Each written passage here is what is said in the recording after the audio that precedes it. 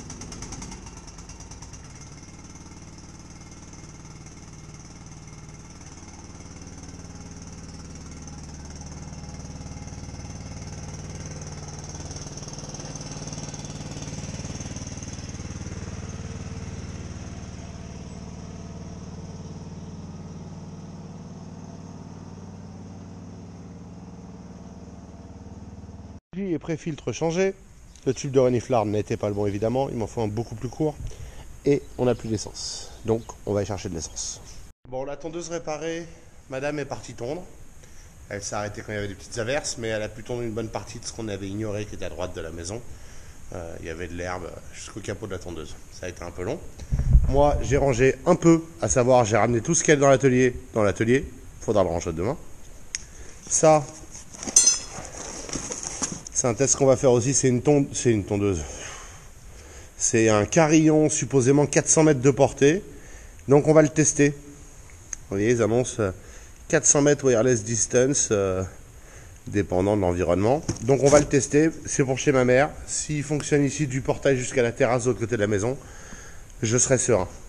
J'en ai marre de me faire chier. Si ça marche pas, il retourne chez Amazon et on en sert un autre. Et puis si vraiment ça me gonfle, je vais m'en fabriquer un. Ce que j'ai pas envie de faire, j'ai pas le temps, j'ai autre chose à foutre, mais c'est pas grave. Et voilà pour le 200e épisode. J'ai aussi pas mal passé de temps avec madame à discuter. On a regardé les accessoires de piscine qu'il faut qu'on commande. On va prendre un enrouleur de bâche existant à 180 balles. Parce que comme ça, on aura à minima le tube, les axes, la poignée, la roue pour le tourner. Et quand j'aurai l'enrouleur et que je serai motivé, je me ferai le banc qui va avec. Et j'aurai toute la quincaillerie pour pas franchement plus cher que si je l'achetais à l'unité. Et je serai sûr d'avoir un ensemble cohérent qui fonctionne. Donc voilà, on va aussi commander demain, dès qu'on a la piscine, pour s'assurer des coins, etc., la bâche sur mesure. Qu'est-ce qu'on commande d'autre? Une alarme, une épuisette, un manche d'épuisette. Et robot piscine, on va récupérer celui que ma mère avait avant, parce que comme sa piscine a fui, elle n'a plus la prise d'aspirateur dedans. Donc elle en a pris un qui avait un système extérieur. Du coup elle en a un deuxième qui lui sert à rien. Donc on va prendre celui-là pour commencer et on verra comment ça se passe. S'il en faut un plus puissant, un plus gros, c'est un Zodiac MX6 je crois, ou 8, je sais plus, importe. Il était très bien, ça ira très bien pour l'instant.